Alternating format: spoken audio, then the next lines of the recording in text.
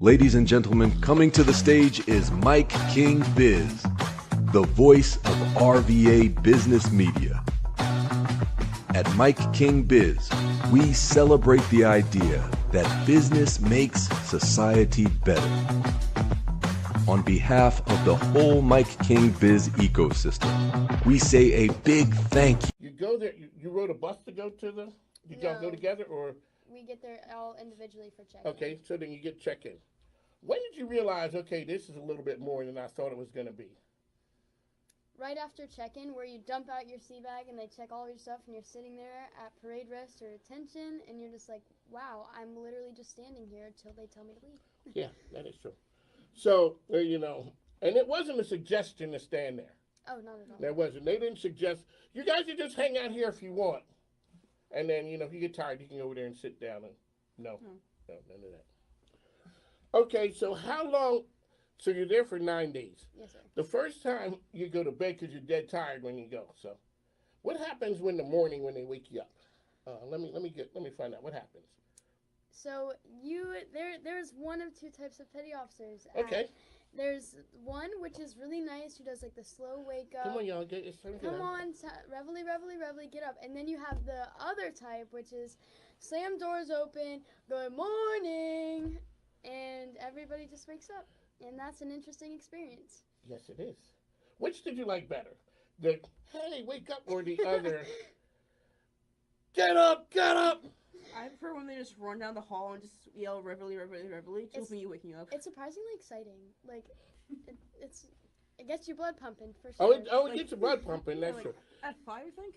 Okay. Yeah, 5 a.m.?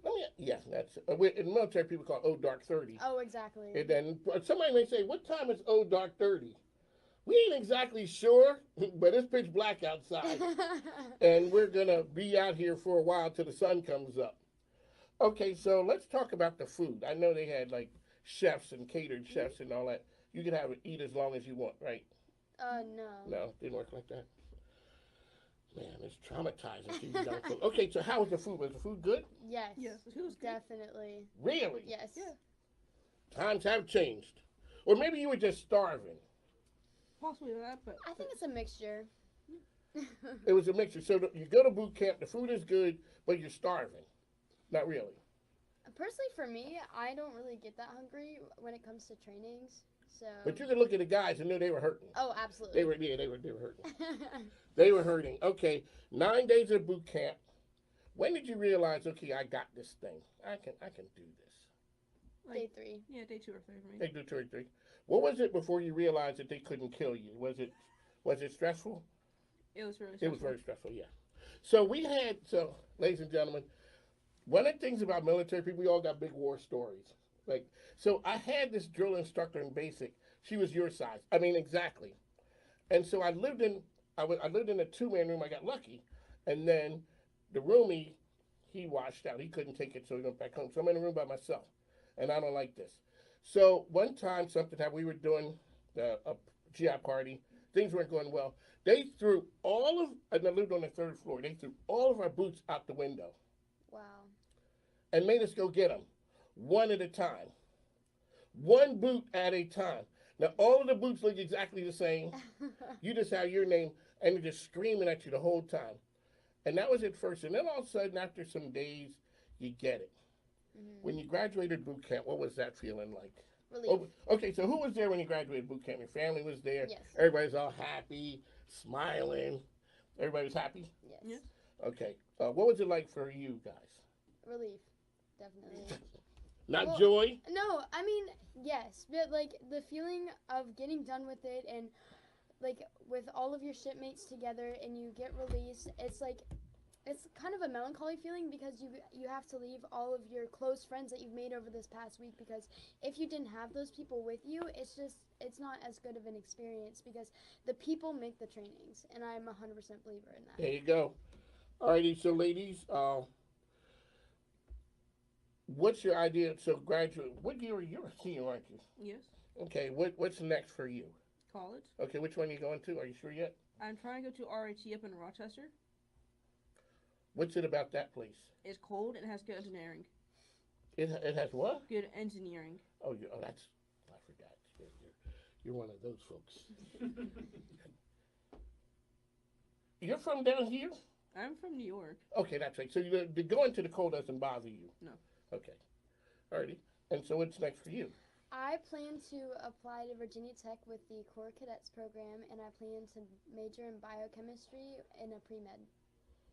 All rocking the uniforms. Yes, sir. All right, ladies, it has been a pleasure to have you. Thank you very much. This has been a good time.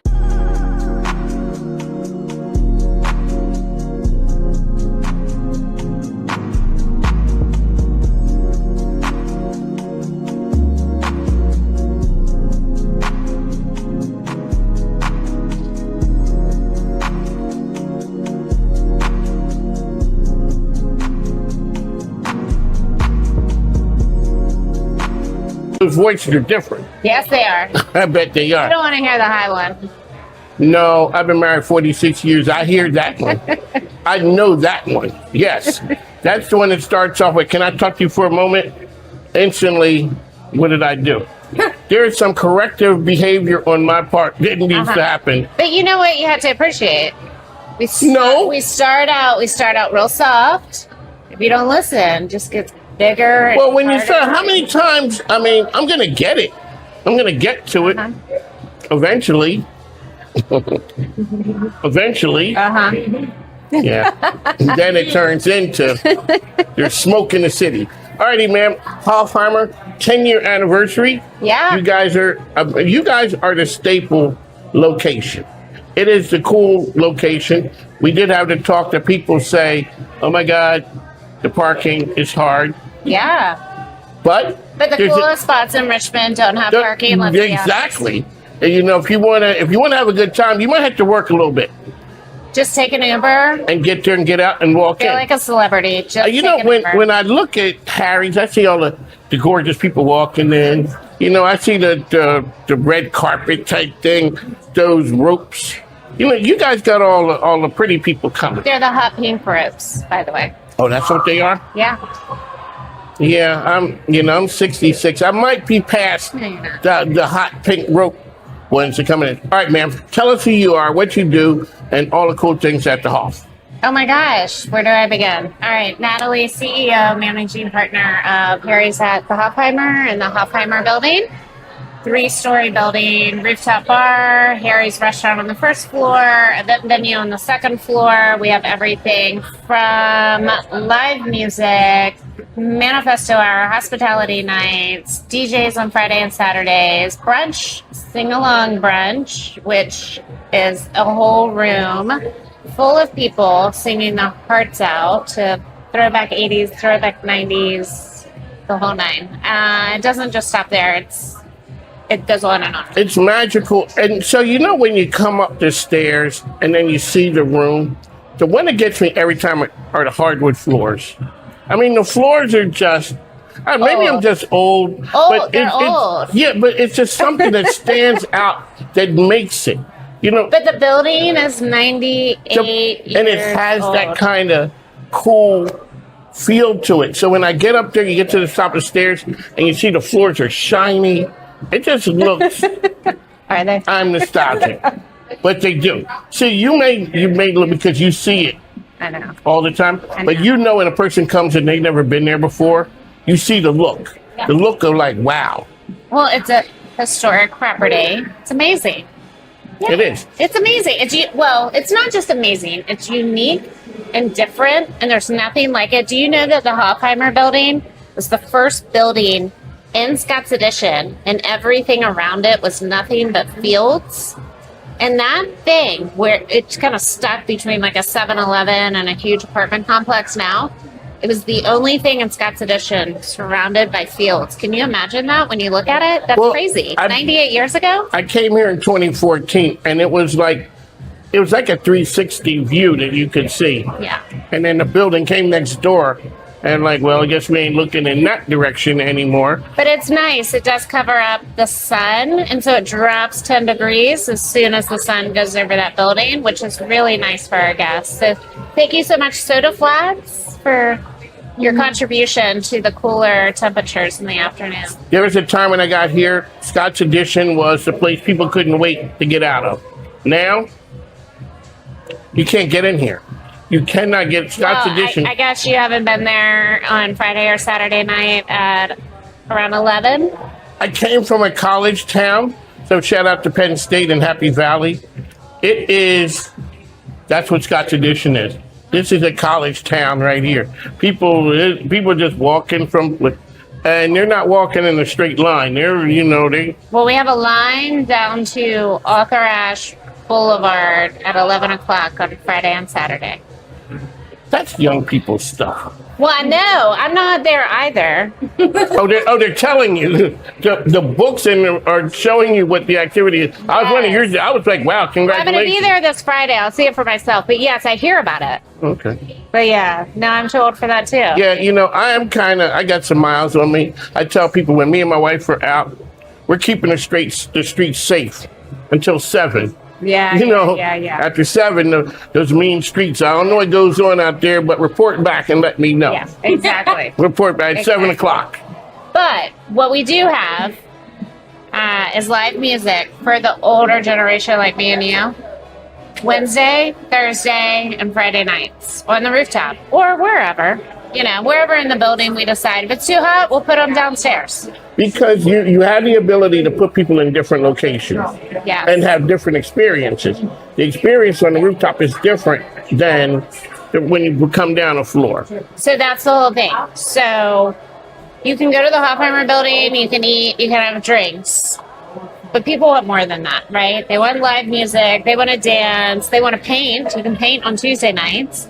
You can do all sorts of things, but it's about an experience. And do people like to eat and drink and have an experience? Yes. So you can have an experience every single day of the week, except for Mondays, because we're really tired. Because the weekends are really long. And we just want to rest on Mondays. We had a conversation before that there were times that you had to come in, and let people know, okay, people started having a good time with the music. Exactly. The city of Richmond knows me well. Exactly. Yes. So you had to let people know that I guess that's the mom voice when it's like, yeah, we're not playing because you guys are good citizens of the community and you support the community in ways that are crazy. Talk about why that's important to you. Yeah, so over half of our business is supporting private events and celebration events for nonprofits, corporate, birthday parties, et cetera, et cetera. So, for instance, this morning when I was getting ready, I got a call from my celebration manager saying, hey, we want to have the Junior League of Richmond utilize our loft to bring in women who want to pull together gowns and prom dresses. They just want to use the space and also have an opportunity to do a wine tasting, but also collect all these gowns for their nonprofit. And so the way we see it is we have 14,000 square feet. One is a restaurant, rooftop, and then a whole second floor. The second floor isn't being utilized, then why wouldn't we let you or Junior League of Richmond come in and use it, or an art gallery, or things to give back to the community? Because let's be honest, most of the time people just are looking for space to do something really cool in the Richmond community that brings people together and impacts the Richmond community. A couple months ago, I had a program called the Women's CEO Conversation, The Price of Success. Where was I? I'm sorry, I know. That's what happens when you get busted, ladies and gentlemen. There's a price that women pay that men don't pay. Oh, yeah? Yeah. Okay. And it is, I met a lady one time, she said, my husband is a fine gentleman, but he wears one, maybe two hats. We can't put too many things on him. I'm sitting with the lady interviewing her. Her phone is blowing up.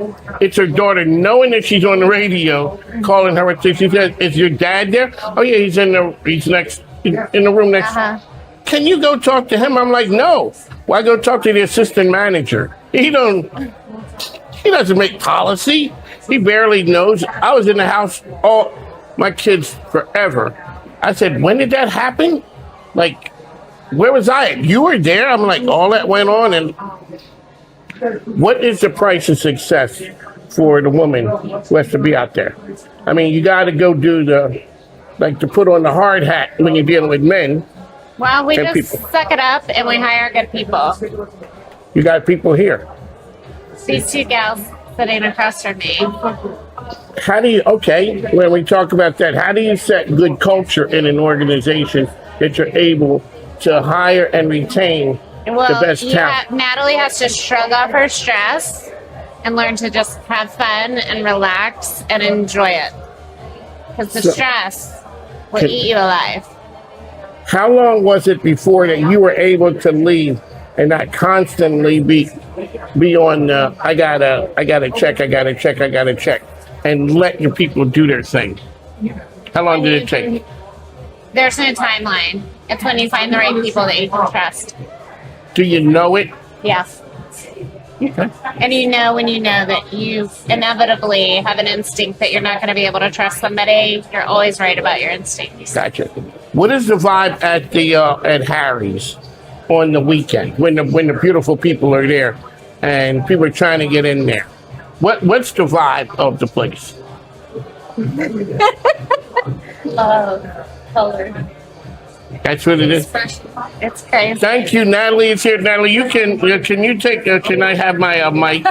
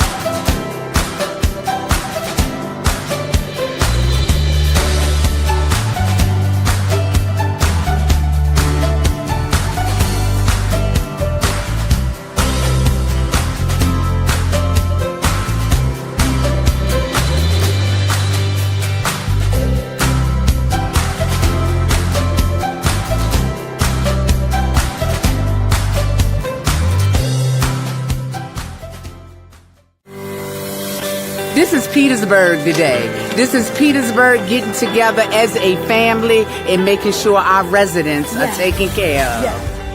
Today, citywide, we're providing groceries for our community. The reason behind the food distribution is all of these cuts in food stamps, so we have to make sure that our community is fed and fed well. The need is so broad, but the city of Petersburg has come together to provide and serve. It's all about service here. Community service never ever stops. People gave to me. All right. It was once where I had nothing, and people poured to me. So I like to give back to others. It makes other people feel good. It makes us feel good. You know, everybody needs some help at some period of time. This will occur once a month for the next 6 months, every first Monday of the month, and then in mid-month, we will serve our own senior communities, which are 5 individual facilities. Everybody need a hand up, not a hand down, but a hand up, and we're here to lend a hand up. It's what we stand for, but most of all, this is my ministry. God bless.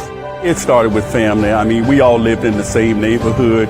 We made sure that our neighbors were fed. We made sure our neighbors were taken care of. And when I moved to Petersburg 23 years ago, it's like moving from family and back into a family environment. The arms opened really, really wide for me, and I can't say anything other than thank you, Petersburg, for all you do, and that's why I do what I do.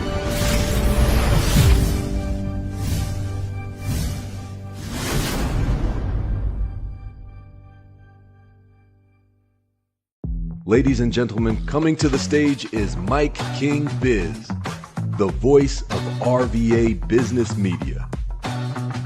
At MIKEKINGBIZ, we celebrate the idea that business makes society better.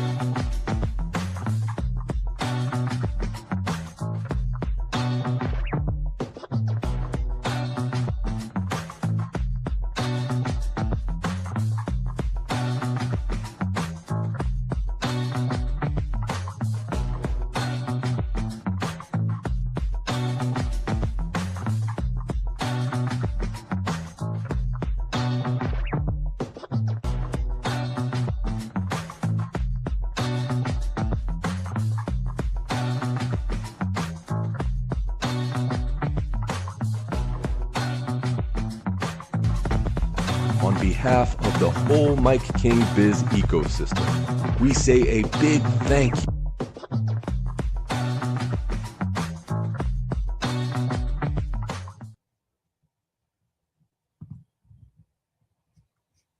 All right, welcome back to the podcast, folks. This is a fun one. After 24 years of marriage and a house full of girls, when a lady looks up and speaks with authority and says, stand up, I just do it, y'all. So I know I'm not the only one. This one turns out to be exactly what I needed. All right. So today we're talking with Pollyanna about what happens when the right person shows up in the right room at the right time, and also why trust, presence, and real connections still beat fake networking any day of the week. All right. So welcome to the show, Pollyanna. How are you? Thank you. Thank you for having me here. I really appreciate you and in this amazing morning. Okay. My pleasure. And we have my version is funny, right? So, you know, yes, we all have our perspectives. So it's fun every time we talk about this, and I wanted to bring it out to the world here. So let's get going. So you went to Podfest, right? Yes. What was it that drew you to Podfest? Was that your first time? Why did you go? Yeah, it was my first time. I had just launched my first episode of my podcast that week, and it all started in I think September when I went to VidFest in Atlanta, and that's when I realized, hey, like podcasting would be a really great thing for me to build authority so that I can promote my institute, and I decided I'm just going ahead and do it. And then Podfest happened, and I'm like, well, I'm going to go there and meet other podcasters, get to know more about this industry because everything was new to me. And that's where I was. I was just there absorbing information, getting to know people. And I just love interacting with other fellow human beings and I love the environment in Podfest because there's so many creatives. Oh, yeah. It is amazing. Well, so here's what I want the folks out there to know. When you build trusted relationships that lead to profitability, right? Lead to visibility, warm introductions, collaborations, you can't do by just sending out cold DMs, right? You go meet people virtually. We went and met in person. So here's what I want to ask you a few questions, but I want to set the stage. It's like a ping pong game. If you hit the ping pong across the table to someone who doesn't like ping pong or play much, it's going to be a little wonky, right? So it is the same principle when we go out there and try trusted relationships with people who just don't either need, value, or operate that way. Doesn't mean they're wrong, just means it's awkward, right? And so I want people to understand this. When you hit the ball to someone who's an Olympic level champion, oh, Pollyanna, you're going to know it when they hit it back, right? When they return that ball, their actions is going to indicate, oh, this is somebody on my wavelength. So on that premise, what made you turn around? So I came to support Nathan, and I'll talk about this a little bit later in the previous episodes too. But I went to support a younger guy named Nathan. And then we were in the room. You turned around, right? And here's my perspective. You said, hey, Mike, you looked at my name tag, asked me who I was. I was very, very in my own head, right? I was working through some things that I couldn't find a solution for. And then you said, stand up, to which I did, because again, 24 years of being around a house full of women, I just kind of got that habit. So what made you turn around and engage with me in that moment? It truly was what you had told Nathan right before, which is so cool because Nathan had said, I want to share with you guys my school community, and this is my number one student, pointing to me because I had just met him in the hallway, and I'm like, I like him so much. He was so knowledgeable. And I said, I want to be in your school community. So I was his number one student, right? And when he mentioned that, I remember you said, hey, Nathan, you did so great. You've been able to explain all this AI stuff for me. You're the most clear speaker. You were so nice and encouraging to him. And then you said, I want to be your number two student. And that's when I turned around and said, no, you cannot be number two because this girl right here is number two. You can be number three. And you laughed. And the fact that you took it all in such great humor, that's what tells me, like what you're saying, the ping pong, if people laugh, if people are like in a good brain juice, like good spirits, fun spirits, and you're taking it good, then I said, oh, okay, this is someone nice to talk about, to talk things Right. about. And so when it was over, I just turned around and said, so who are you? I want to know more about you. So again, thank you for that, because people, myself included, for a long time, Pollyanna, and the folks listening, a lot of times we forget when you go to the right room, right? You pick the right spot and you go in with the mindset of building relationships, getting to know folks. I didn't come in talking about me, neither did you. We were already in the room to share and grow, and we were there to support someone else. That was a common ground. So I want people to know that's not how it starts. Yes, you have to have your messaging and funnels and all. I'm not saying you shouldn't. I'm saying amplify the hell out of it by putting the horse before the cart. What is the horse?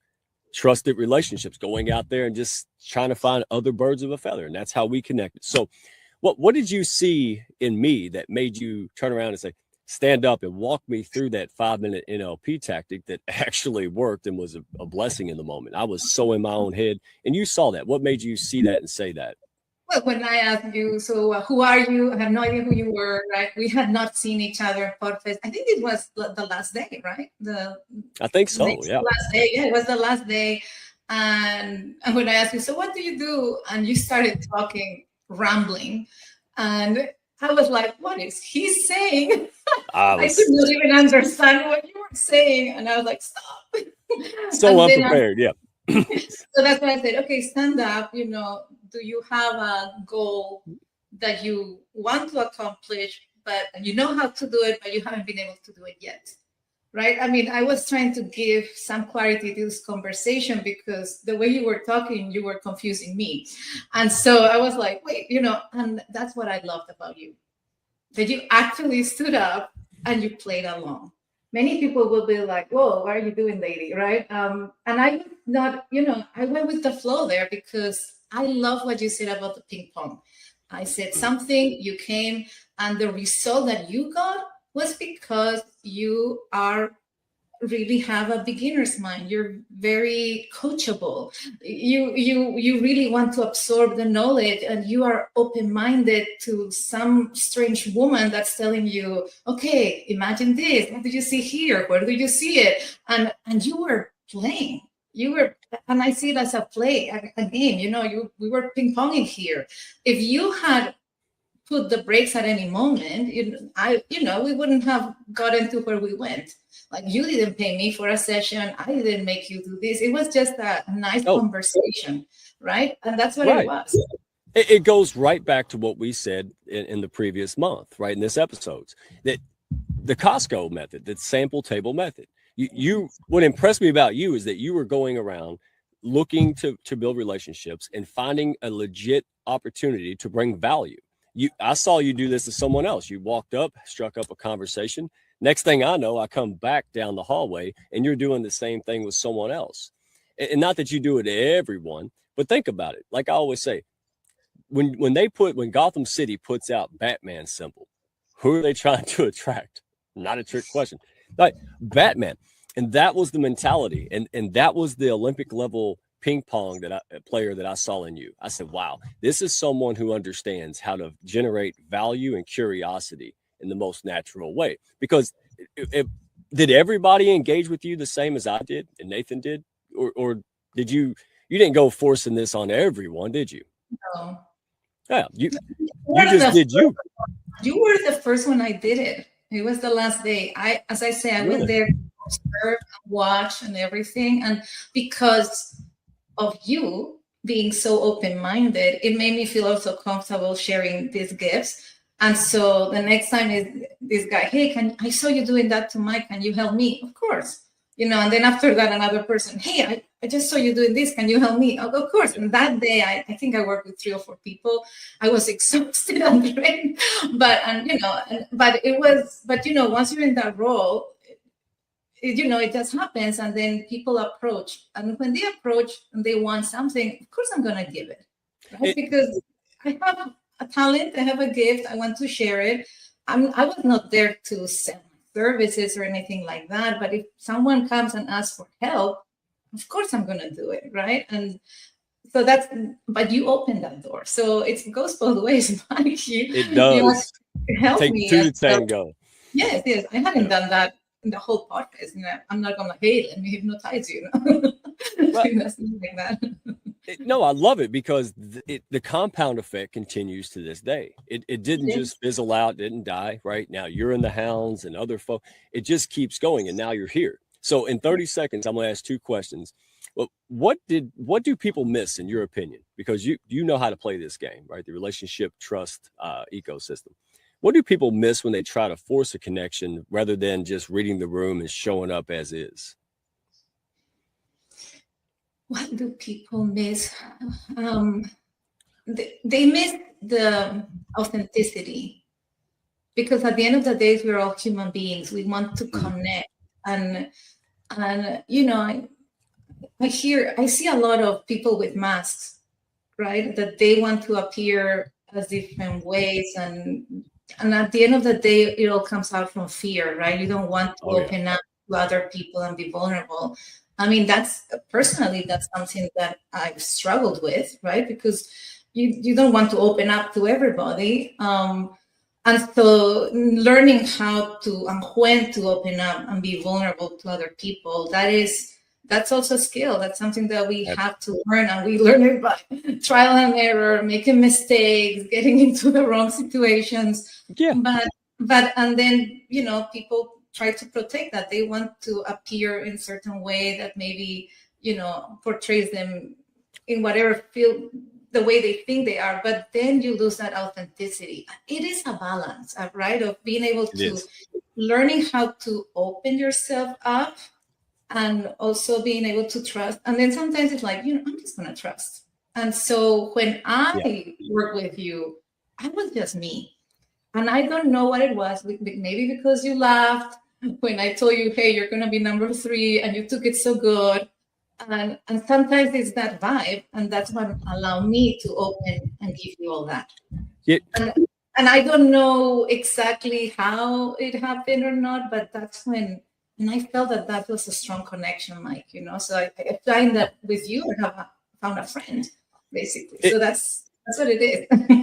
Yeah, thank you for sharing that. And it's like throwing a fish back in water. You don't have to teach it to fish. You just got to put it in the right environment around other fish, right? That's the same thing. So I got about 20 seconds. I want you to share with the people, because folks, before we're business people, we're just people, right? And the more technology and things happen, and, you know, we don't know what's real, what's not AI generated. You're not alone. If you're sensing that craving, that belonging, and that trust factor, and those relationships that move business forward faster, then hey, you're not alone. So close this out. What would you tell somebody walking into a room? They're nervous, they're unsure, they're maybe overthinking everything, right? With or without a camo hat.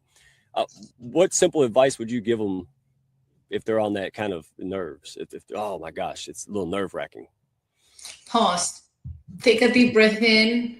Pause. Come back to whoever you want to really be, right? And then just go and associate with that good feeling of who you want to be. Or maybe remember a time where you were calm, like really calm, and then just go back there and just bring that in you. And then walk in the room like you own the room. Like, you know, occupy the space where you are. Actually, I learned this from my dog, actually. Like you own the room. Like you own the room. That perfect. You own the space that you are feeling. You know, this is where we are. You know, we have a part in this universe, right? And we are part of it. And where we are, it's where we should be at this moment. And just be yourself as much as you can. Of course, it takes practice, but you know, it starts with one day. And today, maybe you are a minute into it, and then you're like freaking out. But then next time, you might be 5 minutes. You know, because the more you practice, the better you're gonna get. You know, hey, thank you for being bold. Thank you for aligning and the experience at PodFest and saying yes as this relationship unfolded. You're a blessing. Love having you in the hounds. And remember, folks, just go pull out them kindergarten skills. Dust that shit off. Go out there and make a friend. You'll be amazed. All right. We'll continue to pick up the conversation. Pollyanna, you're amazing. We'll catch you on the next one, folks. Have a good one. Bye. Thank you. Close your eyes, let whispers unfold, a story untold, magic astounds. Lost in wonder, let your mind soar, where dreams take flight. This is the night that 10 years, 15, 20 years, you're going to be looking back and saying, I was here. There's an inflection point happening in technology. We get to lead it, and we get to lead it right here in Richmond. We must prepare existing worker students and communities to be able to use AI so that no one is left behind. The real story isn't AI itself. The real story is what AI makes possible. AI is the new keyboard. It's the new mouse. It's not the answer, it's the instrument. And the more people we hand that instrument to, the more possibilities we turn into realities. People want to be together when you're making a difference. How can we make Richmond, make the region, and in part, all of Virginia, the most AI ready? A lot of people ask me, do we just want to be the Silicon Valley of the East Coast? The quote everybody keeps on having me re-ask is no. My mission is for Silicon Valley to be the Richmond of the West Coast.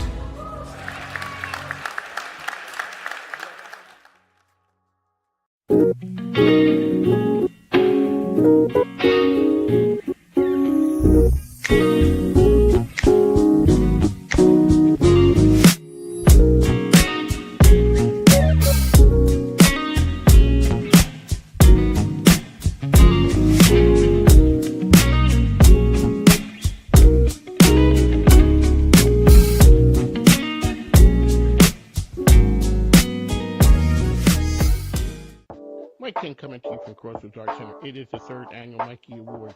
This is an amazing night we had here. We are honoring 8 individuals who are doing some amazing things in the community. It is a celebration of business in the RV area.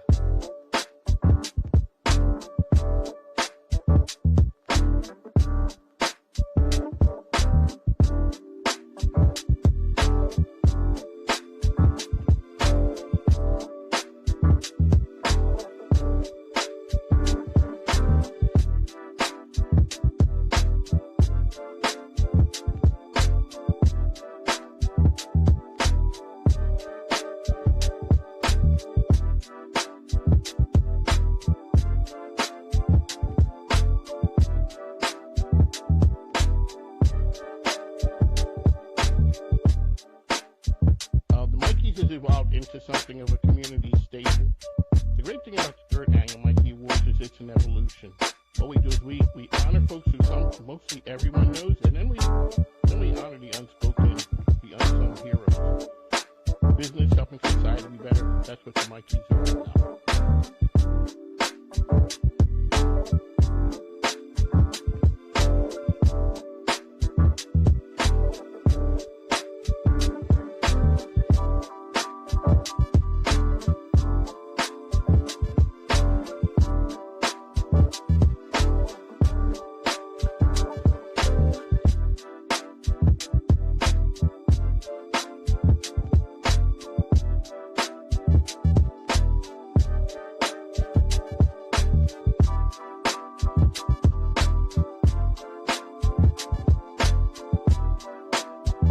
Like to say thank everyone for supporting me. MIKEKINGBIZ, I'm out. Hey, it's Kelly Lemon from the Virginia Wayside Furniture Studio for an all-new episode of 8 at 4.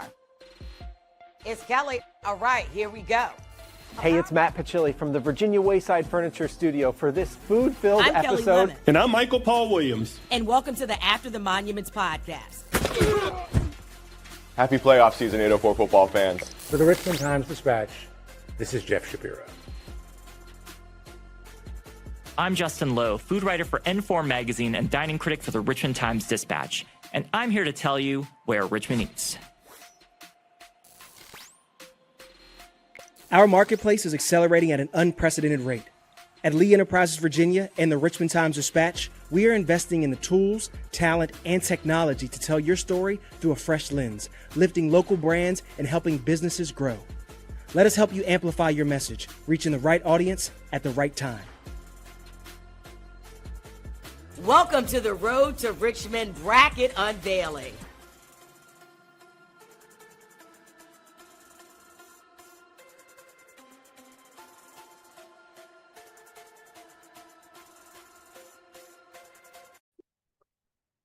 All right, ladies and gentlemen, welcome back to On the Mike, the premier business radio program. I'm your host, Mike King. I appreciate you being here with me. The views expressed here are mine. I have no connection to support of agreement with any other host, information, or ads on the station. I don't work for the station. My program just airs here on a daily basis. So join me as our cutting edge show. We uplift the community and showcase RVA in a different way. You can follow me on social platforms on the Mike RVA as well as Mike King Biz. Hey, you know what time it is? Got a friend, my very first friend, Jenny Kirby of Crosswords Art Famous here. Welcome back, ma'am.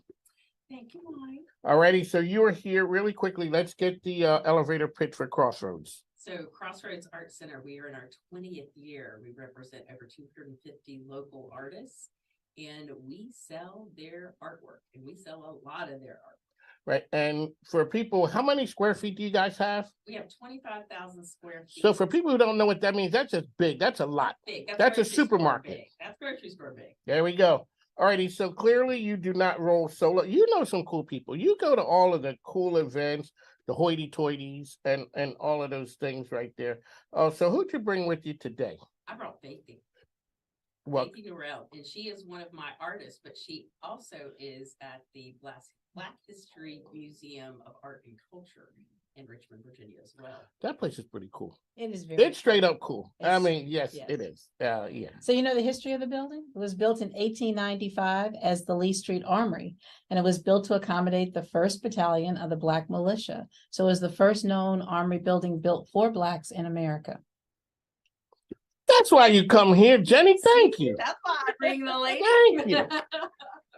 That's the difference. So being from up north, there's history, but you know, you're not tied to history like it is when you come down south. Well, you know, Virginia is just all about history, and Black history is America's history, and we really need to get those stories out. And so we at the Black History Museum and Cultural Center of Virginia, we have so many stories that inspire. We have stories that are untold and undertold and even forgotten. So we do hope that your listeners will buy some art and also come to the Black History Museum and Cultural Center of Virginia. Alrighty, Jenny, we are here talking about the venture that you have, the Black History Month. Okay, explain what it is. Okay, so we are in January opening a show for Black History Month. Okay. So it'll run through February, and it is exploring or honoring, celebrating Black History Month through art. So Faithy is one of the artists. She's actually going to be one of my premier artists on the postcard and all the press releases and all that good stuff with one of her pieces of art. And we're just getting the word out about the call for entries that goes until the 19th of December. Alrighty. And so as I'm riding down the street minding my business, I see a license plate and it says Mosaic. Clearly, that's Jenny. I know it is. I know how she rocks. So, Bam, what is your specialty? Oh, mine. Mhm. Oh, yes, we know Jenny's is mosaic. We know it. That's what her license plate says. So I do mainly acrylic on canvas, but I also do wearable art. I'm wearing a pair of my leopard pants that I painted today. So I have about 4 areas that I paint. I paint florals and cityscapes. I paint abstract, and I've been doing a lot of folk artish figures. So when you start, you were always that kid who was drawing. That was you?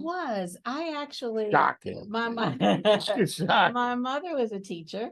So starting around 4th grade, she had me doing her bulletin boards, and that's when we kind of found out that You had draw. something there. Yeah, I had something. So, but I have never had a real art class other than the requisite high school art class. Okay, so when you start, like Jenny, your thing is mosaic.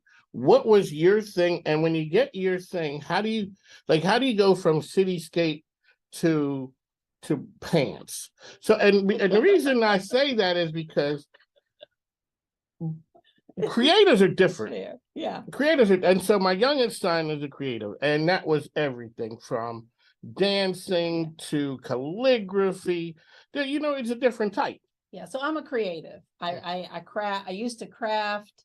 I used to do floral designs and centerpieces for different organizations.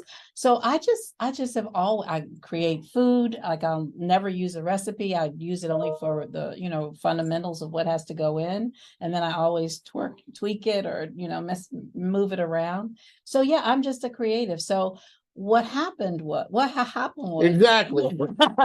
I started painting really for my sister. I had to stay with her one summer in DC when I was at Howard.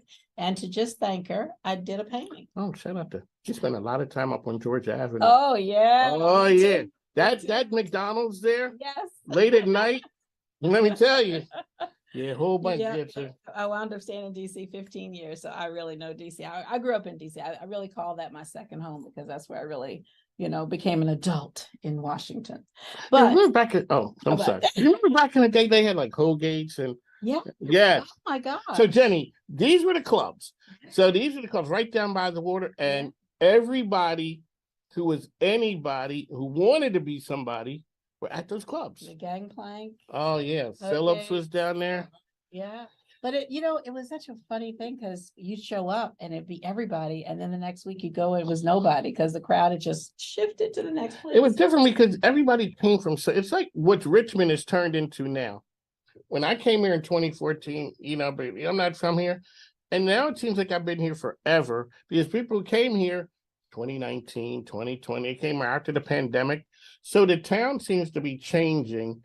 But it still is an artsy town.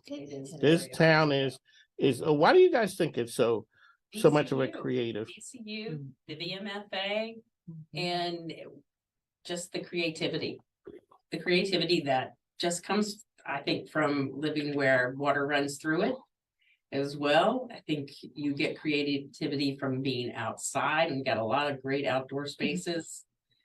So I think it comes from a lot of different places. So, Fakey, when you finish with a piece, is it done then? Or are you always tweaking it, messing with it, going back and eyeballing it again? Some of both. So I will work on a piece, and I really like to take pictures of the evolution of a piece. So I'll start with just the background, take a picture of that, and then bring in another thing. And I will start with something and it'll end up totally different, even while I'm actively in it. Then there are some people, and then I always say, I let the canvas tell me when it's done. And it's so funny because I can be looking at the canvas, but when I take a photograph of it and look at it from a photograph, I'll say, oh no, that perspective is off. I've got to, change that line or do something a little differently. And then I'll leave some pieces, and I've had pieces for 3 or 4 years, and they didn't sell or they didn't do anything in my house. They didn't do anything for me. I completely turn it around. The next thing you know, I've got a big winner. Do you, you're a teacher, correct? I'm a retired teacher. So shout out to Linda Bazuzzi. Like, what is it? What with you guys with teachers and creative artists and stuff like that? It's in their blood and they just can't get it out.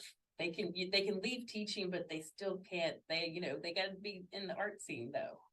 They're still teaching. But it's different. Do you work with multiple pieces at the same time? I would love to. I was really good with clay in high school, but I took a couple of classes at Pine Camp in clay, and my hands are arthritic, so I have to save them for what I'm really good at. So I just kind of had fun with clay, but I just can't really mold it anymore. Alrighty, so let's talk about the event that's coming up. African American art. Let's talk about how that's important to you, and Jenny, how you got in. You always got your hand in the stuff. I know. Well, for me, Crossroads is all about diversity. Yes, it is. You're taking some heat for that at times. I'm taking some heat for that. Yes, there's not about it. You're taking some heat. Yes, because obviously you believed in the diversity piece and standing up for stuff. Exactly. And so what we have done over the last couple of years is highlight different ethnic groups. And, so we're doing Black history, but we've also done Asian Pacific. We've done Hispanic. We've done American Indian. We've done India from India. And so we are trying to pull the artists that are in those different groups into the art center to be able to expose people that are coming through the art center to different types of art in the different ethnic types of art that there are in Richmond. And a lot of people just don't know that come through. They're like, oh, wow, I didn't realize that we had, you know, this many Asian Pacific artists that are here in Richmond that we could put together a show for. Okay. So it makes people think of how diverse Richmond really is. So I love that Jenny's been pulling in those artists from ethnic groups, but she's also had themes, like she had a Go Greek theme, where and I entered a painting that sold in the Greek theme. Both of those paintings actually sold. And I'm not Greek, but you know, I had a cityscape that looked like Santorini. Am I saying that right? It did look like Santorini. Yeah. So it's very cool. She had a white theme. So, you know, it's all white or all orange or all red. So it's just very cool how she crosses so many lines and covers so many areas. You try. So this is On the Mic with Mike King here. Jenny Kirby, how can people find information about Crossroads Art Center? You can find it at crossroadsartcenter.com. You can find that website, Instagram, Facebook, Twitter, and even TikTok. Who up in there doing a TikTok? You doing the TikTok videos? No. Oh. Hey, I'm just saying. Well, I do. Oh, but you got the Young Gun crew there. Yes, you guys do, yeah. You know, it's always, and you know, I've been to Crossroads a million times. It is always that feeling that every time somebody comes here, they have the same look on their face, like, wow, and I didn't know this was back here. Yeah, no, after 20 years, it's a bit crazy. It drives me crazy, but you are behind the Krispy Kreme. Yeah, behind the Krispy Kreme donuts off of Broad Street near Willow Lawn. And you share the parking lot with West End Antique Mall, Amir Rugs, Project One, and Remo Pharmacy, and the Holiday Inn. Alrighty, what's the particulars for the event?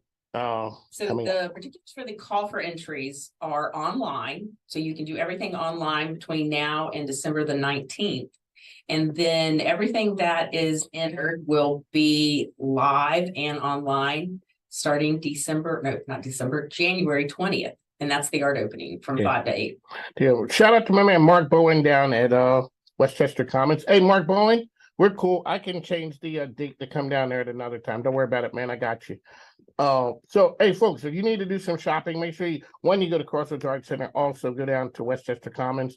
They got a bunch of cool things down there and a bunch of retailers. So, all the great things. Alrighty, ma'am, how can people find you out there?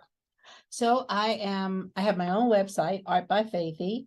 I'm on Facebook at Faithy Gnarl. I'm on Instagram, same thing. No, actually, I'm on Facebook as Faithy's Art. On Instagram under my name. And then I'm an online artist at Crossroads. So if you go to the Crossroads website, you type in my name. It looks like you're not typing in anything, but you put my name in and my art will come up. Do you have an area? Yes, I also have a wall that I rent. Okay, where's your wall at? So it's right straight down the front entrance. Down the main highway? Yeah, main highway, almost to the back on the right. So her place is right where the show is going to be, or pretty close to where the Black History Month show will be. Okay, there we go. So, ladies and gentlemen, we are out there. We're going to go out and support them. So, let everybody know who is an artist to submit their work. It is a great platform that's out there. Alrighty, ma'am, what's going on at the Black History Museum? What you got going on? We were celebrating our 40th anniversary. The Black History Museum was the brainchild of Carol Anderson in 1981. It took him about 10 years to amass a collection enough to open. We opened in 1991. And so our 40th anniversary is called Forging Freedom, Justice, and Equality. So that will run through the spring, April-ish. We always have our permanent exhibition with our touchscreen technology. That is cool. I love tells that. you really deep stories. Yeah. Yeah. And so we start with emancipation. Okay. And then we go through the civil rights movement, and we have a timeline of Black history facts. Is there a thing when you see the wow factor that gets people, that gets them every time? All right, what is it? It's the timeline. I know it. It's the timeline. It is the time. So when you guys, when they saw that, do you think that they knew what that was going to do?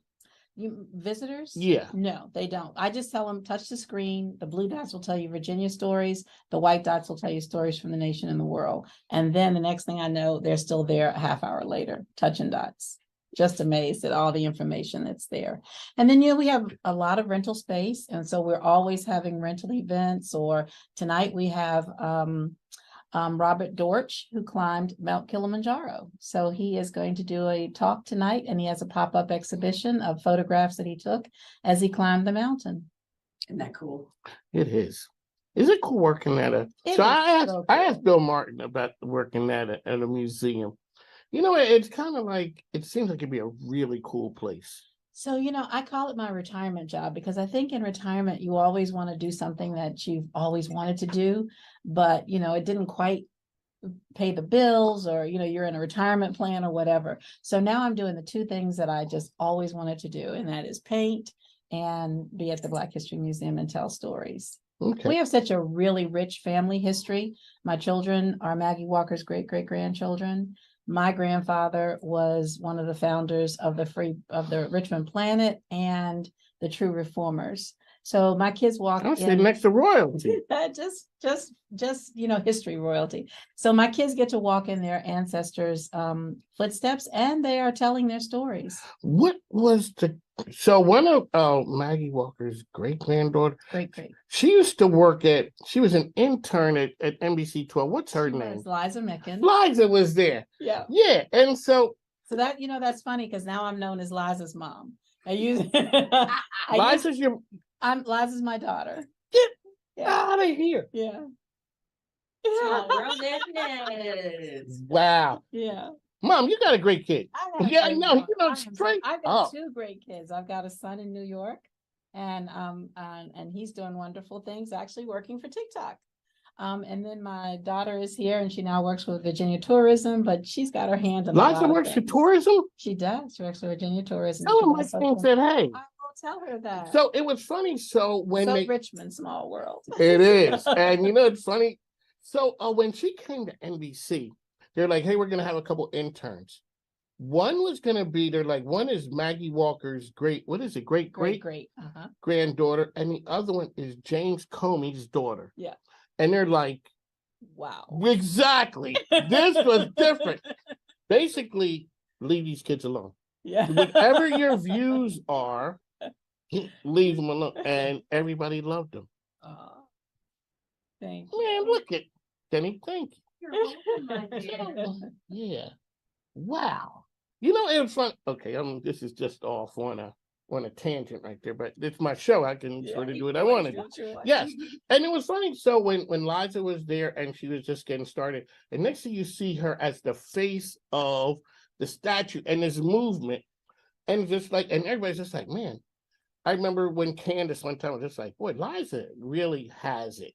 So here's the funny thing. Liza came home after being at the station for about 2 weeks and said, Mom, I will not. She was a communications major at JMU. She's trying to figure out where she was going to go. And she said, I can't do the news. I said, Liza, you're a great on-air personality. You got the look.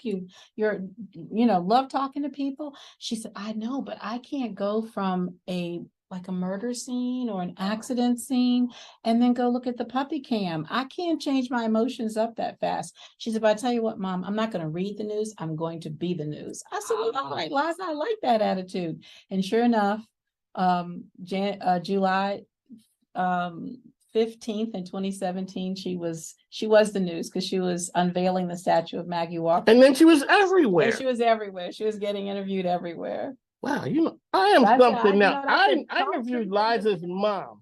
Yo, on the mic with Mike King here. Yo, I've made it right now. Whoa, that's big. Okay, can we get back to what are we here talking about? We're talking about Crossroads, Black History Month. Not everything. Exactly. Talking about everything. All righty, so we want artists to submit their work. Yeah. That's a definite. We are looking for African American artists to submit their work to Crossroads Art Center for the Black History Month show. That will happen in January, but we need to get that work in by the 19th of December. So, Jenny, when you were doing, what was it, Asian Pacific, didn't a person want a question? They said, do I have to be That was not that. What was that? Which one was that one? The LGBTQ show. Oh. Yeah. They wanted to know whether that was the one that, got quite controversial because they were not part of the LGBTQ or were, part of those. That they had a niece who was, so they wanted to submit a photo of their niece. And I'm like, well, it didn't quite work like that. We want you to be the artist to be part of the LGBTQ. You see how everybody wants to be down with Crossroads Art Center? And that was yeah. All righty.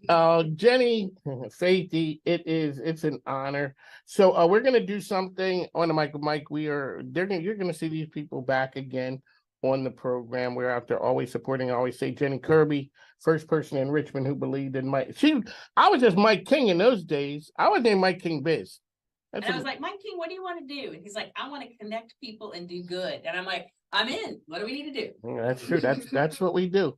All righty. So we got to run, as I always say, make sure you take care of our sponsors and advertisers. I don't work for the program. And so the way I'm able to be on is the sponsors like Jenny, hey, Jenny, I got an idea. And she writes a check to help me stay on. So which is always cool. We're out there supporting the community. These ladies are real rock stars in the community. I didn't know I was coming there and meeting Liza's mom. Wow, this is something different. I gotta tell all the folks over there. Shout out to Amber. I gotta tell Amber. Amber Key was one of our other folks over there who were. She loved that summer. She made such great friends with you guys. Yeah, it was a cool time. Really enjoyed. That was a magical summer. All righty, so on the mic, ladies, one last time, how can they find Jenny Kirby? CrossroadsArtCenter.com. There you go, Faithy. How can people find you? artbyfaithy.com and on Instagram and Facebook. All righty. On the mic, Mike, as I always say, please support our sponsors and advertise what you hear during the show because the microphone ain't free. Plus, my grandkids need stuff.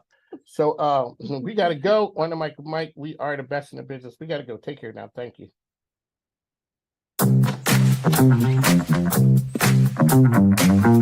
Are we really doing this? It's your call. Call Federal Credit Union, your best call for mortgages.